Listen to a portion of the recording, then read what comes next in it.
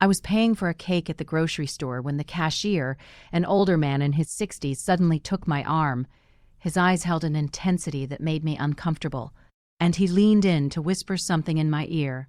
His words hit me like an unexpected blow, something about my son and his family that left me completely paralyzed. I couldn't believe what I had just heard. The man let go of my arm and continued scanning groceries as if nothing had happened. But I stood there, the receipt trembling in my hand, trying to process the words that were now swirling in my head. I walked out the back entrance of the store. I needed fresh air and time to think. My heart was pounding so hard I could hear it in my ears. Was it possible that what this stranger had told me was true? Or was it just a misunderstanding from someone who didn't really know my situation? I decided to hide behind some trash dumpsters near the parking lot. From there, I could observe without being seen. If what I had heard was true, I would soon know it with my own eyes. My name is Adeline Thorne. I'm 67 years old, and all my life I've worked hard to keep my family together. I live alone in a small apartment downtown on a pension that barely covers the basic bills. Every month, I count the dollars several times before deciding what to spend them on, always prioritizing the needs of others before my own. My only son, Owen, married Sienna 3 years ago. From the beginning, I found her to be a bit distant, but I tried to give her the benefit of the doubt, thinking it might just be shyness. Over time, however, I started to notice strange things about her behavior, though I never said anything because I didn't want to create conflict in my son's marriage. Sienna's family had always been very cordial with me, especially her father Leonard. But there was something in their eyes that didn't sit right with me. They were always talking about how difficult their financial situation was, how they struggled to make ends meet, and without hesitation, I would try to help them when I could. From my hiding spot, I had a perfect view of the grocery store's main entrance. Owen was waiting for me in the car, but now I had a clear sight of everything. The cashier's words echoed in my mind over and over again like an unceasing sound. Barely 2 minutes had passed when I saw something that made me doubt everything I thought I knew about my daughter-in-law's family. Leonard, Sienna's father, walked out the main entrance carrying bags that looked quite heavy. But they weren't ordinary grocery bags. They were from a high-end store I only knew by sight, a place I had never had the resources to shop at. The store's name shimmered in gold on the black bags he carried with a casual ease, as if it were a perfectly normal thing for him. My heart began to beat faster. Leonard walked to a car parked just a few feet from where I was hiding. It wasn't the old, worn-out car they always complained about when asking for help. It was a brand-new, gleaming vehicle, a light color that shone under the afternoon sun. The tires looked brand new, and the paint didn't have a single scratch. I watched him open the car's trunk and carefully place the bags inside, like someone protecting something valuable. Then he took out his phone and started talking to someone. Although I couldn't hear the conversation, his body language was relaxed like that of a person with no urgent financial worries. At that moment, I remembered all the times Sienna had called Owen asking for help. It was always the same story. They couldn't pay the rent, they needed help with Leonard's medical expenses. They couldn't afford enough food for the week, and my son, with his kind heart, always found a way to send them something. But what I was seeing with my own eyes didn't match those stories of desperate need at all. The expensive bags, the new car, Leonard's relaxed demeanor, everything seemed to completely contradict the version they had been telling us for months. A cold sensation began to spread through my body, like when you sense that something very bad is about to happen. The cashier's words were starting to make sense, though I still resisted believing them completely. Could it be possible that my daughter-in-law's family had been lying to us this whole time? Leonard ended his call and headed back towards the grocery store entrance. He seemed to be looking for something or someone. His eyes scanned the parking lot carefully, as if to make sure no one had seen him. That cautious attitude seemed very suspicious to me. I decided to stay hidden a little longer. My gut told me there was more to discover, and after what I had seen, I couldn't simply ignore the situation. I needed to be completely sure before I talked to Owen about this. As I remained hidden, I began to remember how I had gotten to this point. That morning, I had woken up with a mix of excitement and nervousness. It had been months since I had visited Sienna's family, and I wanted to make a good impression by bringing something special to share. I went to my small kitchen and opened the jar where I kept my savings. Counting those coins had become a painful but necessary ritual. I separated the wrinkled bills and coins I had been saving for weeks, sacrificing small pleasures like a coffee at the bakery or a magazine at the newsstand. I had exactly $43. It wasn't much, but I had decided to use 20 of it to buy a decent cake at the neighborhood bakery. The rest I needed for my expenses the next week, mainly to buy my medications and some basic groceries. I showered with care and chose my best dress, the one I saved for special occasions. It was a simple but clean dress that made me feel presentable. I styled my hair, trying to hide the gray strands that were more noticeable every day, and put on the fake pearl earrings my late mother had given me so many years ago. Before leaving, I looked at my reflection in the bathroom mirror. I saw a 67-year-old woman who had worked her whole life, who had raised her son alone after being widowed, and who was now trying to keep a family together that seemed to value money more than feelings. Owen arrived to pick me up exactly on time. My son had always been punctual, a quality I admired in him. When I got in his car, I noticed he seemed a little tense, but I thought maybe it was nervousness about the family visit. During the ride, we talked about unimportant things. He told me about his office job, about some minor problems he'd had with his boss, but he avoided talking about Sienna or her family. That seemed strange to me because he normally kept me informed about how things were going in his marriage. When we arrived at the area where Sienna's family lived, I asked him to stop at the grocery store. I wanted to buy a fresh cake to go with lunch. Owen offered to go in with me, but I told him I preferred to go alone, that I wouldn't belong. The bakery inside the grocery store had several cakes available. I chose a simple vanilla cake, nothing extravagant, but presentable. It cost exactly $18, two less than I had budgeted, which made me happy because it meant I could buy a small greeting card. It was also in the checkout line that everything happened. The cashier, a man who seemed to be my age, served me normally until he saw the name on the credit card I tried to use first. The card was rejected as I expected because I knew I didn't have sufficient funds. Then I took out the cash. It was at that moment that the man looked at me more closely, whispered my name, Adeline Tho, Arnie, and asked me if I was Owen's mother. When I confirmed that I was, his expression changed completely. He looked worried, almost scared. What he told me after grabbing my arm was something I will never be able to forget. Though, at that moment, I refused to believe it. His words were direct and painful. He told me that my daughter-in-law's family came to that grocery store regularly, spending hundreds of dollars on imported products and premium meats, while at the same time he knew they were constantly asking my son for money. He explained that he knew the situation because Leonard had mentioned several times with a certain pride how my son helped them financially every month. The cashier told me he had seen Leonard buy bottles of wine that cost more than I spent on food for a whole week. He also told me that Sienna frequently bought expensive beauty products and designer clothes there, always paying in cash.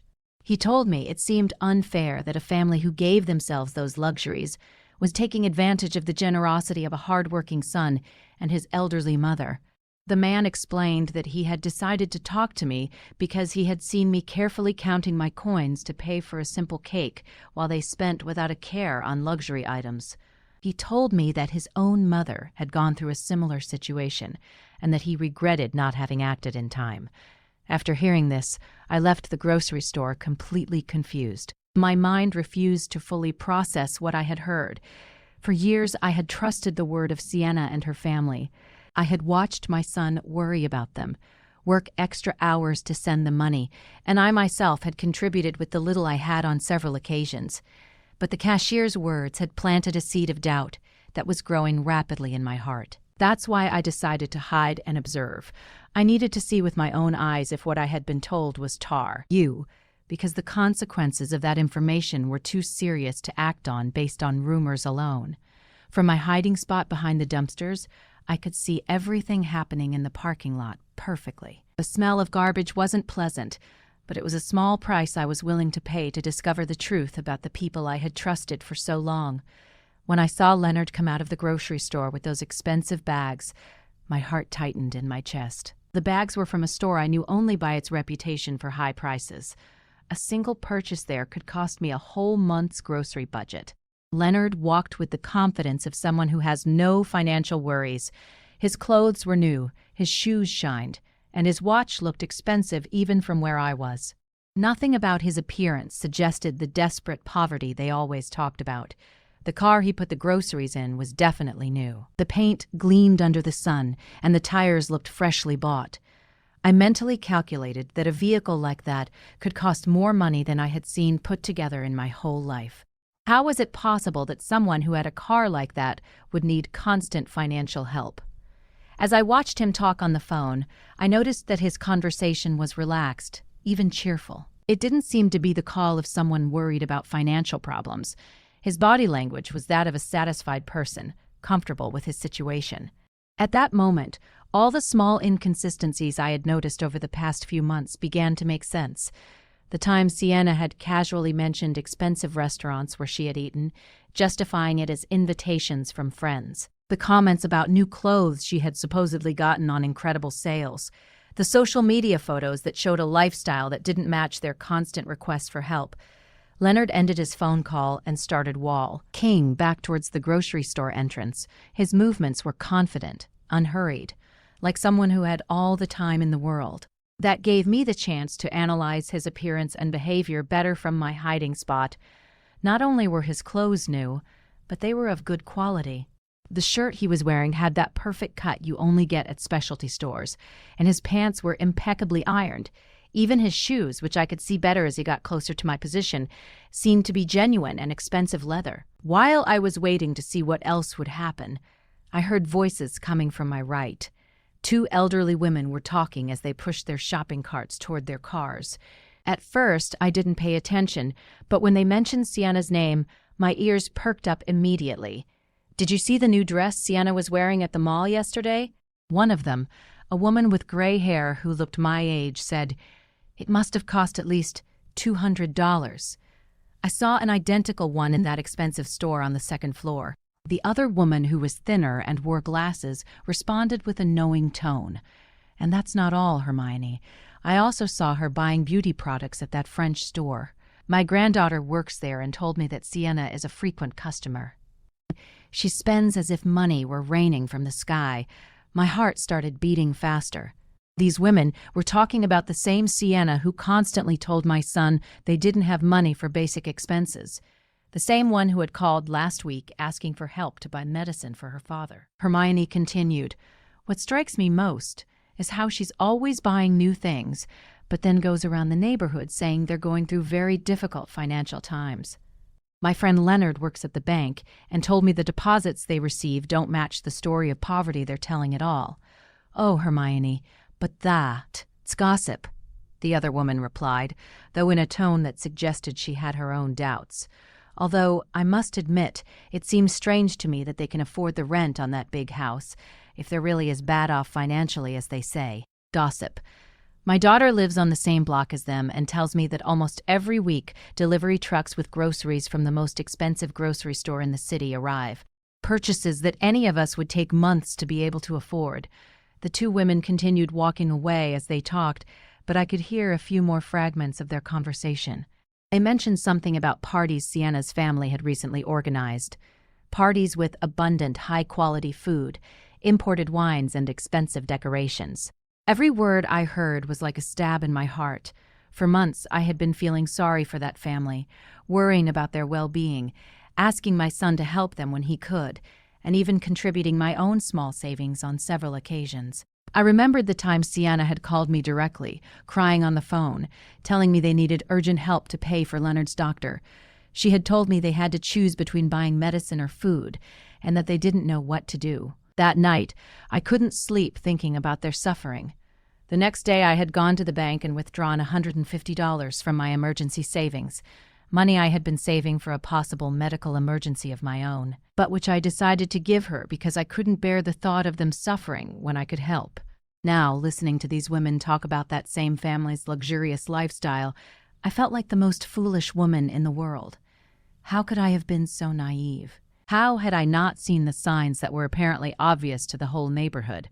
Leonard came out of the grocery store again, this time with a smaller bag. He headed back to his car, but this time he stopped to talk to a man who was washing a car near his. I couldn't hear the conversation, but they both seemed relaxed and friendly. The man Leonard was talking to wore work clothes, but you could tell he respected Leonard. His body language suggested that Leonard was someone of a certain status in the neighborhood, someone who commanded respect, possibly because of his financial situation. After a few minutes, I saw Leonard hand the man something. From my distance, it looked like money. Several bills that he handed over without apparent effort. If they were truly going through financial difficulties, as they said, how could he afford to give money to strangers so easily? At that moment, my phone vibrated. It was a text message from Owen asking me what had happened, why I was taking so long at the grocery store. I had completely forgotten about him, still waiting for me in the car, probably worried about my delay. I quickly replied that I was on my way out, that I had been in a very long line. A lie. Lying to my own son hurt, but I needed more time to process everything I had seen and heard. I couldn't get back to his car and tell him my suspicions immediately without more evidence.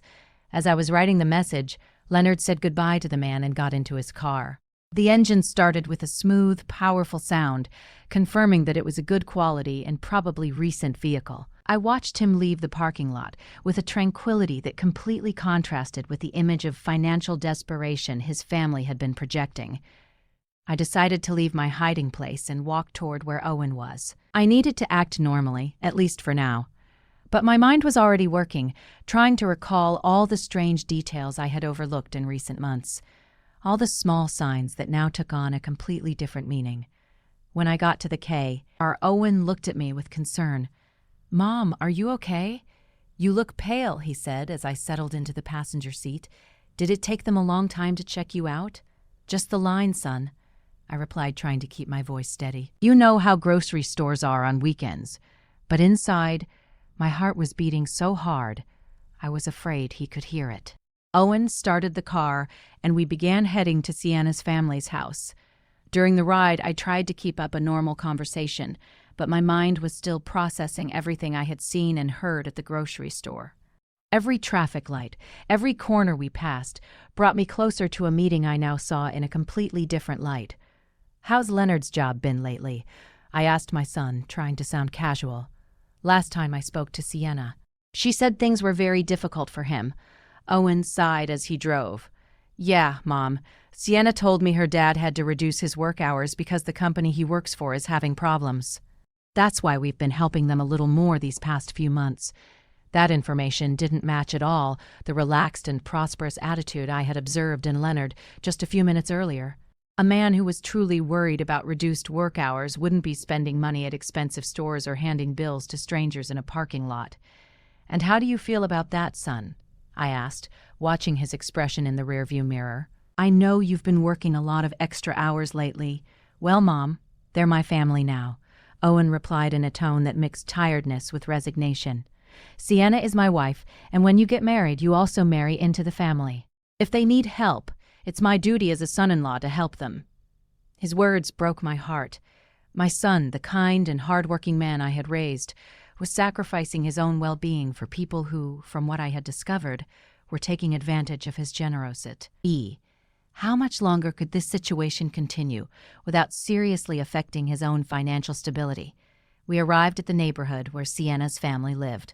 It was a pleasant residential area with well-maintained houses and manicured lawns. It wasn't the most luxurious neighborhood in the city, but it was definitely not a place where people living in extreme financial difficulties would reside. As Owen looked for a place to park, I was able to get a better look at Sienna's family's house. It was a 2-story building with a well-decorated front lawn and a facade that had been recently painted. The windows had new curtains, and the front door looked like it had been renovated not long ago. "The house looks very well kept," I commented, trying to get more information. "Didn't you tell me they were having trouble paying for some repairs?" "Oh yeah," Owen replied as he parked. "Leonard managed to get some extra work on weekends to make the most urgent repairs. He's been working a lot to keep the house in good condition." Another story that didn't add up. If Leonard were really working extra shifts to survive, how would he have time to go grocery shopping at an expensive store during work hours? And more importantly, how would he have money to spend on luxury goods if everything he earned was supposedly going to house repairs? We got out of the car and walked to the front door. Owen was carrying some things he had brought, while I carried my cake in a mix of nervousness and curiosity that grew with every step. Before we could ring the doorbell, the door opened and Sienna appeared with a radiant smile. My first impression was one of total shock. Her appearance was completely transformed from the last time I had seen her just a month ago. She was wearing a dress that was definitely not cheap. The fabric looked to be of excellent quality. The cut was perfect, and the Vibra NT colors gave her an elegant and sophisticated look. Her shoes were clearly new, with a shine that only freshly bought items have, and her handbag matched the outfit perfectly. But what struck me most was her hair and makeup. She had a professional cut that you only get at expensive salons with highlights that shimmered in the sunlight.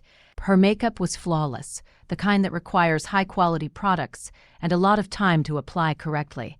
"Adeline, what a joy to see you," Sienna exclaimed, coming in for a hug. As she embraced me, I could smell her perfume, a costly fragrance I recognized, because I had once seen its price at a store, and it seemed equivalent to my 2E food budget. "Hello, Sienna," I managed to say, trying to hide my surprise. "You look great. That dress is beautiful." "This old dress," she replied with a laugh that seemed a little forced.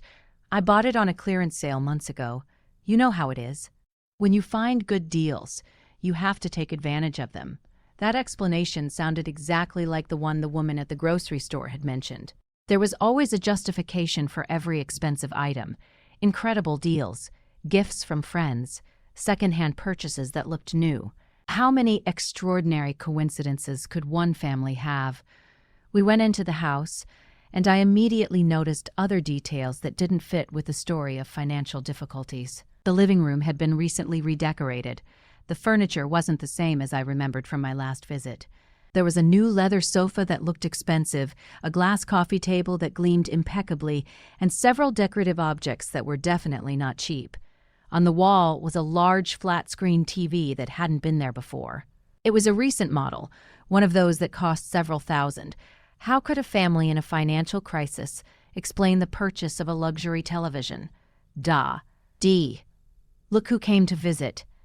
Sienna called towards the inside of the house. Leonard appeared from what seemed to be the kitchen, wiping his hands with a towel. When he saw me, his expression changed slightly. There was a flicker in his eyes, as if for a moment he had seen something he didn't expect. But he quickly regained his usual smile. "Adeline, so good to see you," he said, approaching to greet me. "We hope you're hungry because Sienna has prepared a delicious meal." It was the same Leonard I had seen at the grocery store just an hour before, but now he was acting as if he hadn't left the house all day. His clothes were the same, but he had put an apron over his shirt, as if he had been cooking. "I brought a cake to go with it," I said, handing him the box. "I hope you like it." "What a lovely gesture," Sienna exclaimed. "But it wasn't necessary, Adeline. You know you're always welcome here without having to bring a thing." As she spoke, I could see over her shoulder into the kitchen. The counters were full of ingredients and utensils that suggested an elaborate culinary preparation. I could make out expensive-looking cuts of meat, fresh and exotic vegetables, and bottles of imported seasonings. The amount of food they were preparing could easily feed a family for several days, and the quality of the ingredients was noticeably superior to what I could afford to buy for my own meals. "Did you two prepare all this?" I asked, genuinely impressed by the abundance. "Well, we wanted to do something special for your visit," Leonard replied. "You don't get to have Owen's mother over every day. Besides, we got some ingredients on sale, so we decided to take advantage." The miraculous sales again. I began to wonder if this family had an extraordinary knack for finding deals, or if these explanations were simply a way to justify expenses they couldn't honestly explain. Owen seemed calm, utterly oblivious to my observations. He was chatting animatedly with Sienna about his job and his plans for the next week. His relaxed attitude confirmed that he really believed the version of reality they had presented to him. But I could no longer ignore the evidence before my eyes. Every detail of that house, every aspect of Sienna's and Leonard's appearance, every convenient explanation, everything pointed to the same unsettling conclusion. This family was not going through the financial difficulties they claimed to be facing. During lunch, I tried to maintain a normal conversation while discreetly observing every detail that could confirm or disprove my suspicions. The table was set with dinnerware I didn't remember seeing before. Plates and glasses that seemed to be of good quality, not the kind of utensils someone worried about every penny would use. The food they served was abundant and varied. There were several main courses, elaborate salads, and side dishes that required expensive ingredients. Leonard poured wine into crystal glasses, a wine I recognized from having seen its price at the grocery store, more than $50 a bottle. "This wine is delicious," I commented, trying to get information. "Is it a special brand?" "Oh, this one?" Leonard replied with a proud smile. "A friend of mine who works in imports got it for me at a special price. Normally, we couldn't afford wines like this, but when these opportunities come up, you have to take advantage." There was always a perfect explanation, always a generous friend, or an incredible deal that justified every luxury. I was starting to wonder how many generous friends one family could have and how frequent those extraordinary deals could be. While we ate, Sienna casually mentioned some plans they had for the next month. She talked about a family celebration they were organizing, an event that, as she described it, would require a considerable investment in decorations, food, and entertainment. "Sounds expensive," I said without thinking, my words slipping out.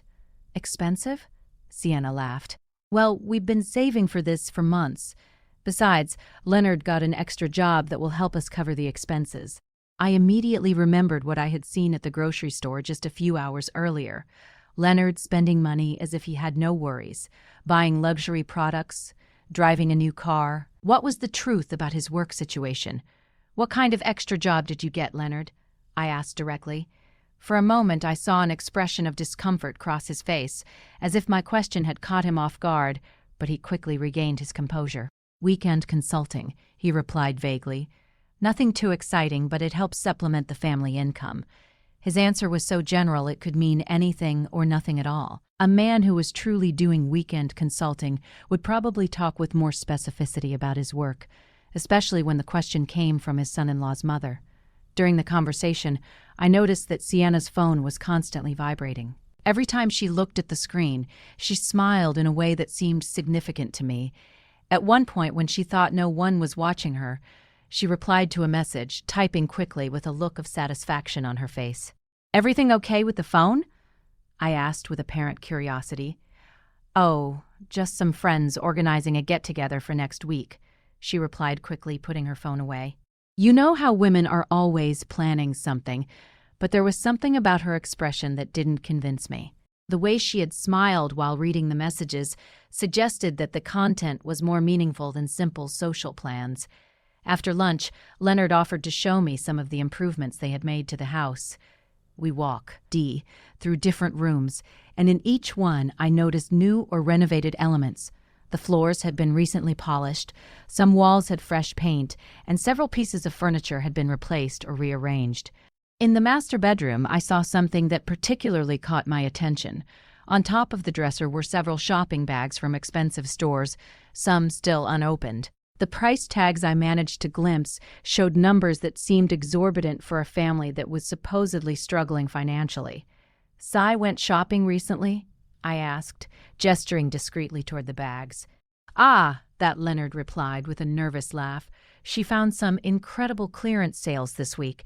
Sometimes it's better to buy things when they're on sale, even if you don't need them immediately." That logic seemed completely contradictory to me. A family that was truly in financial difficulty would not have the luxury of buying things they didn't need immediately, no matter how good the deals were. As we returned to the living room, my phone rang. It was a text message from a number I didn't recognize. When I opened it, I saw that it was from the grocery store cashier. He had gotten my number somehow and had sent me a photo. The image showed a grocery receipt from just 2 days earlier. The total was over $400, and the list included premium products, imported meats, fresh seafood, expensive wines, specialty cheeses, and several gourmet items. The name on the receipt was clearly Leonard Williams. Along with the photo was a message. "Mrs. Thorne, I'm sorry to bother you, but I thought you should see this. This receipt is from 2 days ago. Your family needs to know the truth." My heart started beating faster. The evidence was there in black and white. a $400 purchase of luxury goods made just 2 days before our visit by the same man who was supposedly struggling to pay for basic expenses. I quote, quickly put my phone away before anyone noticed my expression of shock, but my mind was already working, connecting all the dots I had been observing over the past few hours. We returned to where Owen and Sienna were, who were still chatting animatedly. My son seemed relaxed and happy, enjoying what he thought was quality time with his in-laws. He had no idea of the theatrical performance he was witnessing. "Are you feeling okay, Mom?" Owen asked me, probably noticing that my expression had changed. "You look a little pale, just a little tired," I lied. "I'm not used to such long outings anymore." Sienna immediately offered to make me some tea or get me something to make me feel better. Her apparent concern would have been touching if I hadn't been starting to understand the true nature of her character. For the next hour, I continued to observe and listen, mentally collecting evidence of every inconsistency, every inexplicable luxury, every convenient justification. The list grew constantly: Sienna's new clothes, Leonard's car, the well-maintained house, the abundant food, the expensive wine, the shopping bags, the receipt I had received. But what hurt me the most was the realization that this situation had probably been going on for months, maybe years. How much money had my son sent to this family? How many sacrifices had he made? And how many had I made to help people who didn't actually need help? When we finally said goodbye and left the house, my mind was completely made up. I couldn't let this farce continue. My son deserved to know the truth, however painful it was, and I had a responsibility to protect him from further manipulation. During the drive back home, Owen commented on how nice the visit had been and how well Sienna's family looked. His words were like daggers in my heart, because I knew I would soon have to shatter that happy image with a much darker and more disappointing reality. "Yes, they look very well," I replied carefully, choosing my words precisely. Maybe too well for a family that's going through such severe difficulties. The drive back home was one of the most difficult of my life. Every mile we drove took me physically away from the house where I had discovered the truth, but brought me emotionally closer to a decision that would change everything for my family. My mind was a whirlwind of contradictory thoughts, doubts, and a growing sense of indignation that I struggled to keep under control. Owen was driving calmly, occasionally whistling a tune that showed his good mood. For him, we had spent a pleasant afternoon with his in-laws, sharing a delicious meal and strengthening family ties. He had no idea that his mother had been collecting evidence of what seemed to be an elaborate and prolonged scam. "Mom," he said as we waited at a traffic light, "I'm so glad to see you get along so well with Sienna's family. I know you had some reservations about our marriage at first, but I think now you can see what good people they are." His words broke my heart. My son, my only son, was being manipulated by people who had turned the exploitation of his generosity into an art. How could I tell him that the people in whom he had placed his trust and his money were probably professional liars? "Owen," I began carefully, "have you ever noticed anything inconsistent in the stories Sienna tells you about their financial situation?" My son glanced at me briefly before returning his gaze to the traffic. "What do you mean, Mom? Inconsistent? How?" "Well," I continued, choosing my words very carefully, "today I noticed they have a lot of new things in the house. The television, some furniture, Sienna's clothes, all of that costs a considerable amount of money." Owen sighed, and I could see that my comment had hit a nerve. "Mom, I all rue," Edie explained, "that Leonard has been getting extra jobs. Besides, Sienna is very good at finding deals and bargains. Not everything that looks new is necessarily expensive. But don't you think it's strange that a family that needs constant help for basic expenses can afford so many luxuries at the same time?" I insisted, trying to keep my tone neutral and non-accusatory. "They're not luxuries, Mom," Owen replied with a touch of defensiveness in his voice. "They're basic needs they've been able to meet thanks to a lot of effort and sacrifice. They bought the TV second-hand. The furniture was a one-time opportunity, and Sienna's clothes are from clearance sales." Each justification my son repeated was exactly the same one I had heard from Leonard and Sienna during lunch. It was as if they had rehearsed these explanations to perfection, creating a consistent version of reality that could satisfy any uncomfortable question. I decided to try a different approach. Son, have you seen any receipts or documents that confirm these incredible deals? Or have you accompanied Sienna when she finds these extraordinary bargains? The question clearly made him uncomfortable. I could see his hands tighten slightly on the steering wheel. Mom, why all these questions? Sienna is my wife. If she tells me she got something on sale, I believe her. Marriage is based on trust. His answer confirmed what I had begun to suspect. Owen had never seen direct evidence of these supposed deals and extra jobs. He was blindly believing everything they told him because he trusted the people he loved. Of course, son, I replied softly. Trust is fundamental in marriage, but it's also important to protect yourself from people who might take advantage of that trust. Are you insinuating that Sienna and her family are deceiving me? Owen asked, now clearly annoyed. Mom, that's a very serious accusation.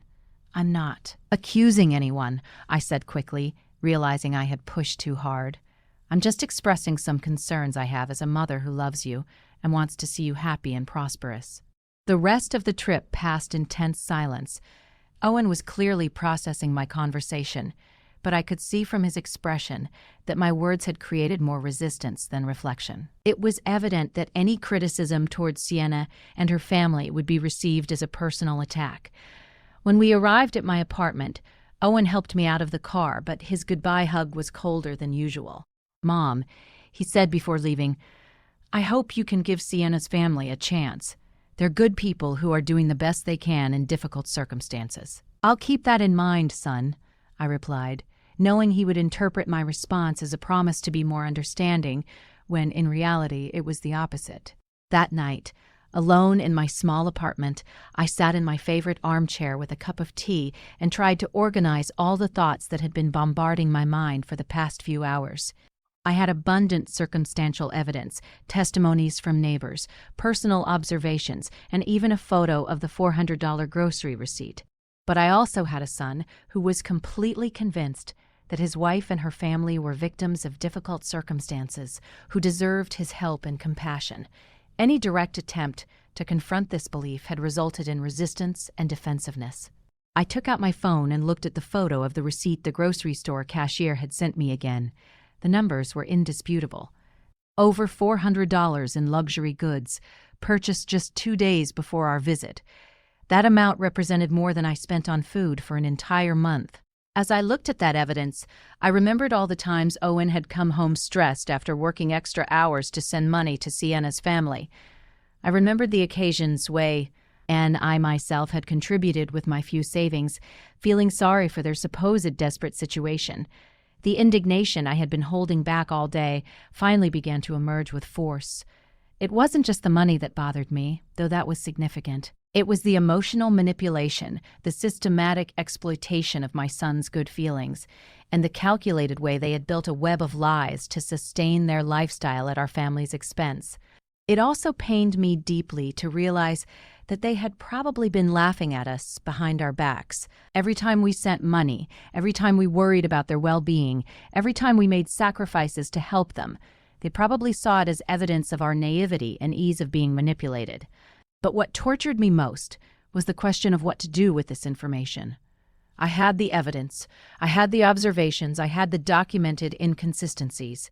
But I also had a son who would refuse to believe anything negative about his wife without absolutely irrefutable proof. If I acted too quickly or too confrontational, I ran the risk of alienating Owen and pushing him more towards Sienna. But if I didn't act soon, the manipulation would continue, possibly getting worse over time, and my son would continue to be exploited financially and emotionally. I decided I needed more evidence. Evidence that was so clear and indisputable that even Owen couldn't deny or rationalize it. I couldn't rely only on observations and suspicions. I needed concrete proof that would reveal the true nature of the people who had deceived my family. That night, before I fell asleep, I made a decision that would change the course of the events that followed. I would not directly confront Owen until I had absolutely solid evidence. Instead, I would begin my own discreet investigation. collecting proof that was impossible to deny or explain with convenient state. Stories about miraculous deals and mysterious extra jobs. The following days were the most difficult I had experienced in years. Every interaction with Owen had become an exercise in self-control, trying to maintain normally while my mind constantly worked on how to address the situation I had uncovered. The evidence I had collected weighed on my conscience like a burden I couldn't share. During that week, I received 3 more messages from the grocery store cashier. Each one contained additional information that confirmed and expanded my initial suspicions.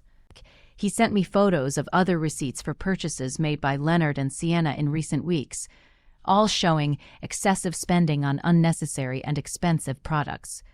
One of the photos showed a receipt for over $600, which included 2 bottles of French champagne costing more than $100 each, imported seafood, and several gourmet cheeses. The date on the receipt was the same day Sienna had called Owen asking for urgent help to pay the rent. I also received information from Hermione, one of the women I had heard talking at the grocery store. She had gotten my phone number through a mutual friend and contacted me because she had decided I needed to know more details about the situation. Hermione told me that Sienna's family had been organizing regular parties at their house, events with professional catering and expensive decorations. She described a birthday party for Leonard that had cost, according to the guests' comments, several thousand in food, drinks, and entertainment. Adeline, she told me during a phone call, my daughter lives on the same block and tells me that delivery trucks with expensive purchases, clothes, appliances, furniture, are constantly arriving. It's not normal for a family that is supposedly in a financial crisis. Each new piece of information made it harder to maintain my silence. But I knew I needed the right moment and circumstances to present all of this to Owen in a way that couldn't be easily dismissed or rationalized. The moment came on a Wednesday night when Owen came to visit me after work. He looked especially tired and stressed. When I asked him what was wrong, he told me that Sienna had asked him for additional money for a medical emergency for Leonard. He needs a minor surgery, Owen explained, rubbing his temples with clear signs of tension. The insurance doesn't cover everything, and they need $200 by Friday. I've been working double shifts all week to be able to get the money together. That was the last straw. $200 for a supposed medical emergency requested by the same family that had spent $600 on champagne and seafood just a few days earlier. I couldn't let my son sacrifice himself anymore for these elaborate lies. Owen, I said, taking his hands in mine, I need to show you something. But before I do, I want you to know that I'm doing this because I love you, and because I can't stand to see you being hurt. I took out my phone and showed him the first photo of the $400 receipt. His eyes widened when he saw the date and the total.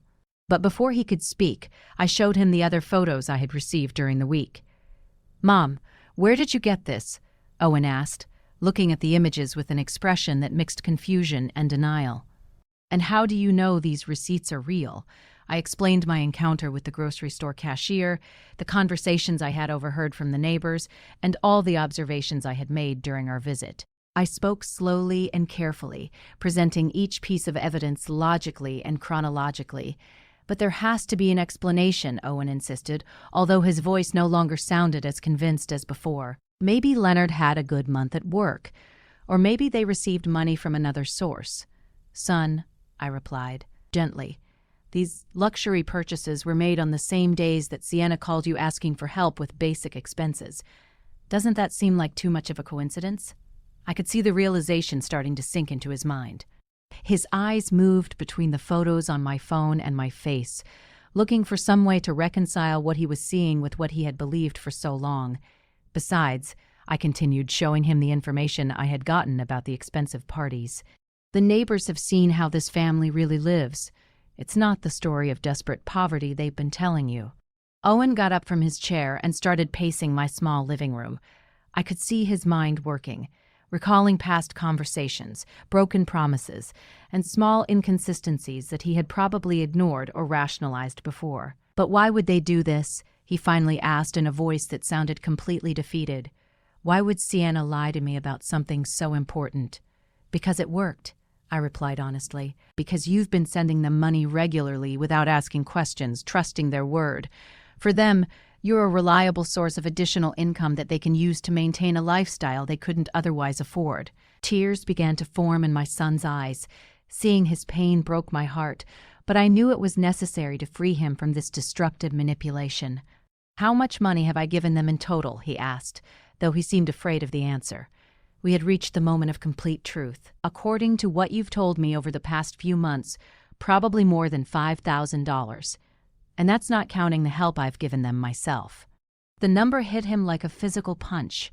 $5,000 represented months of extra work, personal sacrifices, and lost opportunities for his own future, all given to people who had been systematically deceiving him. "I need to talk to Sienna," he said finally with a determination I hadn't heard in his voice in a long time. "I need to confront her with this information and hear her explanation." "Are you sure you're ready for that conversation?" I asked him. "Once you put this information on the table, there will be no turning back. Your relationship will change forever, no matter what her answer is." Owen was silent for several minutes, looking at the photos on my phone over and over again. I could see him processing not only the financial evidence, but also the emotional implications of having been deceived by the person he loved. "Mom," he said finally, "thank you for showing me this. I know it must have been difficult for you to decide whether to tell me or not, but you were right. I needed to know the truth." I hugged him tightly, feeling both relief and worry about what would come next.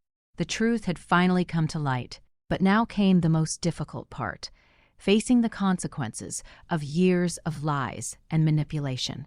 "What are you going to do now?" I asked.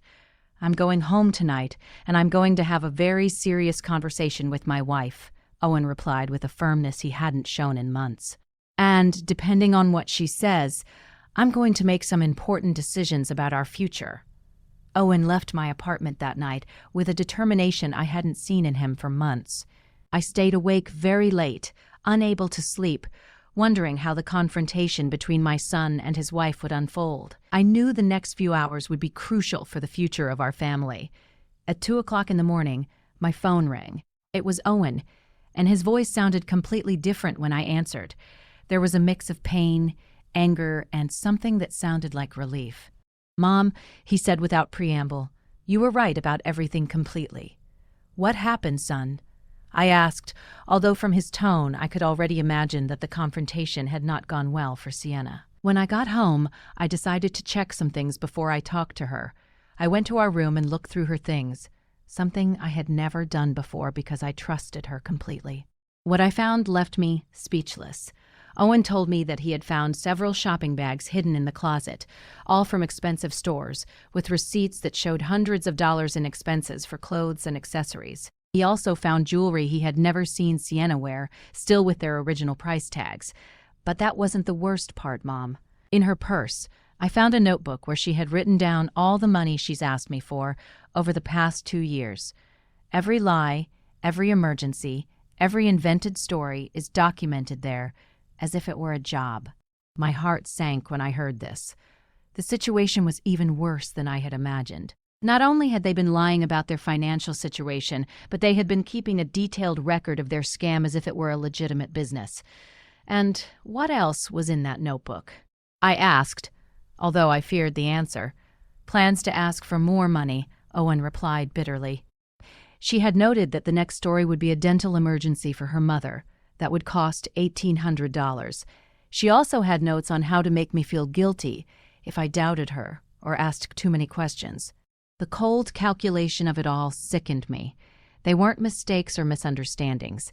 It had been a systematic manipulation designed specifically to exploit my son's good feelings. "And when did you confront her with all this?" I asked. "At first, she tried to deny everything," Owen continued. "She said the purchases were gifts from friends, that the notebook was just to keep track of household expenses, that I was misinterpreting everything. But when I showed her the photos you had of the grocery store receipts, her strategy changed completely." How did it change? She got furious. She yelled at me that I had no right to go through her things, that my family had never really accepted her, and that it was all your fault for putting ideas in my head. She said you had always been a meddling mother-in-law who wanted to destroy our marriage. Those accusations hurt, but they didn't surprise me. It was typical of professional manipulators to try to turn the situation around and become the victims when confronted with evidence of their lies. But what impacted me most, Owen continued, was when she finally admitted the truth. She told me that her family had never been in a financial crisis, that Leonard has a stable job that pays well, and that it had all been a strategy to take advantage of my generosity. She used that word specifically, take advantage. Exactly that word, Mom. She said I was easy to convince, and that my family had money that we could afford to share, as if we were responsible for maintaining their luxurious lifestyle. The conversation continued for over an hour. Owen told me every detail of the confrontation, every lie that had been revealed, every manipulation that had finally been exposed. The picture that emerged was of a family that had turned deception into a way of life. I also called Leonard during the argument. Owen told me I wanted to hear his version of events. At first, he tried to stick to the original story, but when I told him I already knew the truth, he also admitted everything. And what did Leonard say? He said that they had decided from the beginning that I was a good match for Sienna because I had a stable job and a family that could help them financially. He told me it was never personal, that it was just business, as if that made everything okay. The coldness of that admission left me speechless. Not only had they deceived my son, but they had seen him from the beginning as a source of income, not as a human being with his own feelings and needs. "And what did Sienna say when her father admitted everything?" I asked. "That was the most revealing part of the whole night," Owen replied with a bitter laugh. "She got mad at him for ruining the plan. She wasn't angry because the lies had hurt our marriage, but because her father had confessed and ruined her ability to continue deceiving me." For the next hour, Owen told me how he had discovered more details about the extent of the lies. The supposed medical emergencies had never existed. Leonard's work problems were completely fabricated. Even the incredible deals that explained all their luxuries had a simpler explanation. They simply bought what they wanted with the money my son sent them regularly. "What hurts me the most, Mom," he told me toward the end of our conversation, "isn't just the money I lost. It's realizing that for 2 years of marriage, I never really knew the woman I married. Everything was an act designed to keep me giving them money. And what are you going to do now, son?" I asked him, although from his tone I already suspected what his answer would be. "I've already told Sienna that our marriage is over tonight. There's no way to rebuild trust after such a systematic and calculated betrayal. Tomorrow, I'm going to start the divorce proceedings." Although I knew it was the right decision, my heart ached for my son. No one deserves to discover that the person they love has been so elaborately deceiving them for so long. "I also made it very clear that they won't get another cent from our family," Owen continued. "And I told her that if they try to contact you asking for help, you should tell them exactly what I think of their methods." "Of course, son," I assured him. "That family will never again receive help from us." "Mom," Owen said before hanging up, "thank you for having the courage to show me the truth. I know it must have been difficult for you to decide whether to tell me or not, especially knowing it would probably destroy my marriage, but you saved me from years more of being used and manipulated." After hanging up the phone, I sat in the darkness of my apartment, processing everything that had happened. The truth had finally come to light, but it had come at a very high cost for my son. His marriage had ended, his trust had been betrayed, and he would have to rebuild his life from scratch. But I also knew that in the long run, the truth would have freed him from a situation that would only have gotten worse over time. Sienna and her family would never have stopped asking for money. They would never have voluntarily confessed their lies, and they probably would have escalated their manipulations until they had completely drained my son's resources. The months that followed that revealing night were a process of healing and rebuilding for our entire family. Owen temporarily moved into a small apartment near his job, while he processed the divorce and reorganized his life. I accompanied him every step of the way, offering him the emotional support he needed to overcome the betrayal he had experienced. The divorce process revealed even more details about the magnitude of the deception. Owen's lawyers discovered that Sienna had been hiding significant assets throughout their marriage. She had a secret bank account where she deposited some of the money she received from my son and had been buying valuable items that she then hid to maintain the appearance of financial need. Mom Owen told me during one of our weekly meals, the lawyer calculated that over our 2 years of marriage, I sent them more than $15,000. $15,000 that I could have used to buy a house, to invest in my future, or to help you when you needed it. The number deeply impacted me. It represented years of my son's honest work, sacrificed for people who had seen him only as a source of easy income. But what made me most proud was seeing how Owen had matured through this painful experience. During the legal process, Sienna and her family tried to contact me on several occasions. Leonard called me trying to convince me to intercede with Owen, promising that they would return all the money and never ask for help again. His pleas sounded desperate, but I had already learned to recognize their manipulations. Leonard, I told him during the last call I accepted, you had 2 years to be honest with my son. You chose lies, manipulation, and deceit. Now you have to live with the consequences of those decisions. Sienna also attempted a final effort at manipulation by showing up at my apartment one afternoon unannounced. She was dressed in simple clothes and no makeup, trying to project an image of vulnerability and repentance. But I already knew her techniques too well. "Adeline," she said with tears that seemed rehearsed, "I know we made mistakes, but I really loved Owen. This all got out of control, but we never wanted to hurt him." "Sienna," I replied with a calm that surprised me, "real love doesn't include systematic lies and calculated manipulation. What you did wasn't love. It was exploitation disguised as love." She continued to try various approaches. First, the repentant victim, then the desperate wife. After that, the daughter-in-law well. O just wanted to mend the family relationship. But every strategy she tried only confirmed what I already knew about her true nature. "The money you took from my son isn't just money," I explained to her. "It represented his trust, his future, and his ability to believe in the people he loves. That can't be returned with apologies or promises." Finally, after more than an hour of failed manipulation attempts, Sienna showed her true colors. Her expression changed completely, and she told me coldly, "I always knew you were the problem in this marriage. Owen would have been happy if you hadn't meddled." "Maybe," I replied calmly, "but he would have been happy while being deceived and exploited. I prefer him to be temporarily unhappy, but free, than happy but used." After that confrontation, I never heard from Sienna or her family again. According to Hermione, they moved out of the neighborhood a few weeks later, probably to avoid the embarrassment of everyone knowing the truth about their methods. Owen's recovery process was gradual, but constant. At first, he was angry with himself for having been so trusting.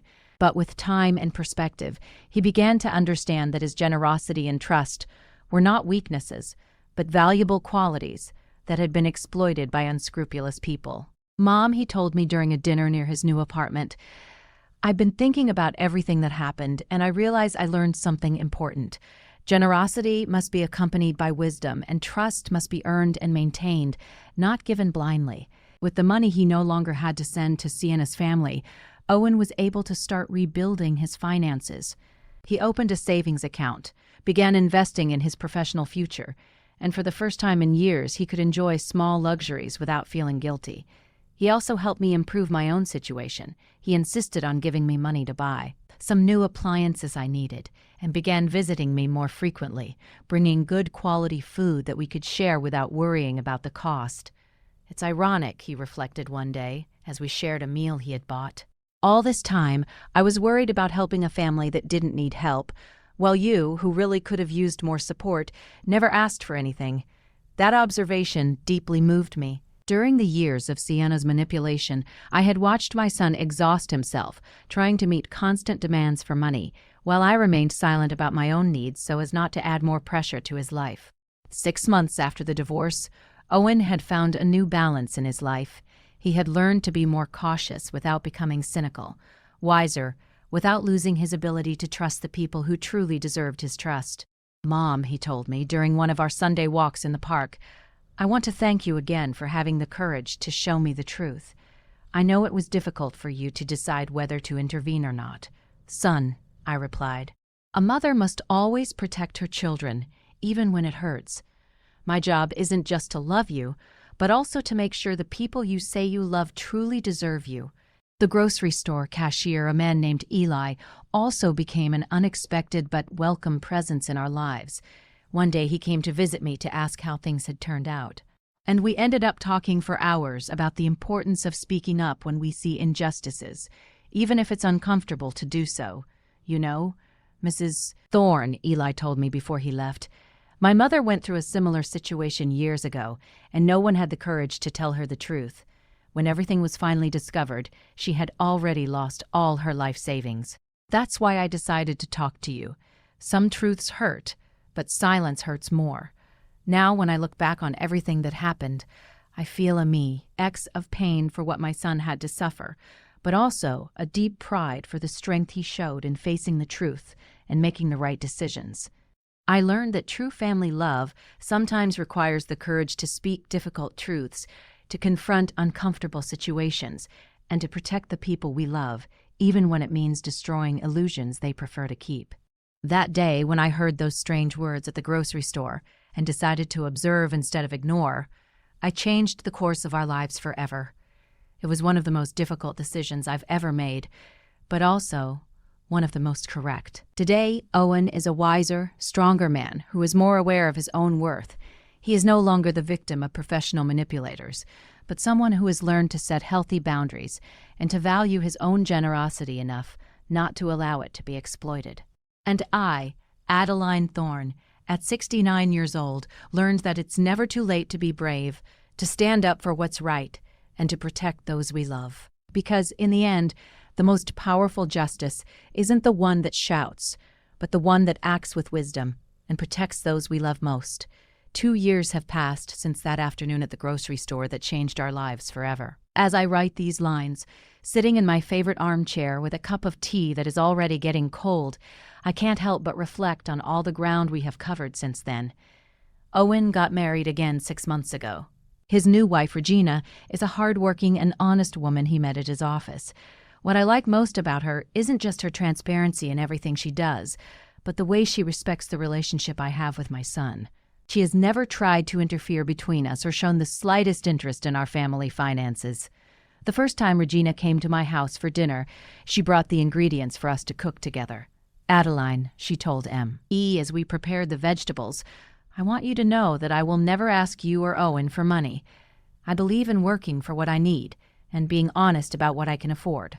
Her words moved me to tears, not only for her honesty, but because I realized how traumatized I had been by the experience with Sienna. For months after the divorce, every time we met someone new, I would find myself analyzing their motivations and looking for signs of manipulation. The healing process was not easy for either of us. Owen went through periods of depression where he questioned his judgment in relationships. There were nights when he would call me asking if he could ever fully trust anyone again. Mom, he would tell me during those late-night calls, how can I be sure I won't be deceived again? How can I distinguish between someone who truly loves me and someone who only sees opportunity? Those conversations broke my heart because I saw how Sienna's betrayal had damaged not only his finances, but his fundamental ability to trust people. But I was also proud to see how he was slowly rebuilding his confidence in a more mature and wiser way. During the first year after the divorce, Owen developed what he called his verification system. Before helping anyone financially, he would ask to see documentation, talk to multiple sources, and take time to evaluate the consistency of the stories they told him. At first, I thought he might have become too distrustful, but over time, I realized that he had simply learned to balance his generous nature with a practical wisdom he hadn't had before. He no longer gave money out of emotional impulse, but after a careful and rational evaluation. This new approach served him well when a coworker asked him for help for a supposed family emergency. Instead of sending money immediately, Owen asked to see medical documents and spoke directly to the hospital mentioned. It turned out that the story was false, and his coworker was trying to get money for gambling. Mom, he told me after discovering that lie, 2 years ago, I would have sent the money without asking a single question. Now, I understand that verifying isn't distrusting. It's protecting yourself from people who seek to take advantage of the kindness of others. For my part, I also had to process my own feelings about what had happened. For months, I felt guilty for having waited so long to say something, wondering how much money we could have saved if I had acted sooner. But with time and perspective, I came to understand that I acted at the right time. When I had enough evidence to be convincing, the grocery store cashier who initially alerted me to the situation became a dear friend to our family. He and his wife Marlene visit us regularly, and we have developed a friendship based on shared values of honesty and mutual support. You know, Adeline, Eli told me during one of his visits, what I admire most about this whole situation is how you handled the truth. Many people would have made a scene, yelled, or sought revenge, but you simply presented the facts and let the truth do its job. His words made me reflect on something important I had learned throughout this process, that silent dignity is more powerful than noisy revenge. I never sought to hurt Sienna or her family. I simply stopped allowing them to hurt us. Hermione, the neighbor who had given me additional information about Sienna's family, also became a close friend. She helped me understand that what we had experienced wasn't unusual, that many families suffered this kind of manipulation, especially when the children are generous and trusting. My son-in-law works in social services, Hermione told me during one of our conversations, and he told me that these kinds of family scams are more common than people think. There are people who have turned the manipulation of kind-hearted relatives into a way of life. This perspective helped me understand that we hadn't been particularly naive or foolish. We had simply been targets of people who were experts at exploiting emotions and family ties. The financial impact of the deception was significant but manageable. Owen calculated that in total we had lost around $15,000 when my contribution and some loans he had made, which were never returned, were included. However, once the flow of money to that family stopped, our financial situation improved dramatically. With the money he no longer had to send monthly, Owen was able to save for a down payment on a small house. He asked me to live with him in Regina, but I prefer to maintain my independence in my own apartment, although now with better furniture and appliances that he insisted on buying for me. "Mom," he told me when he brought the new refrigerator, "for years I watched you count coins while I sent hundreds of dollars to people who didn't need them. Now, it's your turn to have the things you deserve." Regina turned out to be not only a good wife to Owen, but also a considerate daughter-in-law to me. She never tries to compete with my place in my son's life and always includes me in her family plans and decisions. The difference from Sienna's attitude is so marked that sometimes I find it hard to believe both women exist in the same world. Last month, Regina confided that they are expecting their first child. The news filled me with a pure joy I hadn't felt in years. This grandson or granddaughter will grow up in a home where honesty and integrity are fundamental values, very different from the environment of lies and manipulation that would have existed if Owen had remained with Sienna. I want our child to know you as the grandmother who had the courage to protect our family, Regina told me while holding my hand. "Owen has told me the whole story and I deeply admire what you did. Sometimes I wonder what would have happened if I had never decided to hide behind those trash dumpsters to watch Leonard. How long would the deception have continued? Would Owen have eventually discovered the truth on his own? Or would he have continued to be exploited indefinitely? I'll probably never know the answer to those questions, but what I do know is that the courage to face uncomfortable truths is one of the most important responsibilities we have toward the people we love. In these 2 years, I have reflected a lot on the signs I ignored for so long. The small details that didn't add up, the overly convenient explanations, the way Sienna always had a perfect story for every situation. Now I understand that my maternal instinct had been trying to alert me for months, but I had silenced those doubts because I didn't want to create conflict. I have learned that maintaining family peace should not come at the cost of allowing the family to be exploited. Sometimes the greatest act of love is to create the necessary conflict to protect the people who matter most. Today, at 69 years old, I feel wiser and stronger than I have in decades, not only because I helped save my son from a destructive situation, but because I proved that it is never too late to be brave, to stand up for what is right, and to protect those we love. The experience taught me that true strength isn't in avoiding problems, but in facing them with dignity when necessary, and that sometimes the most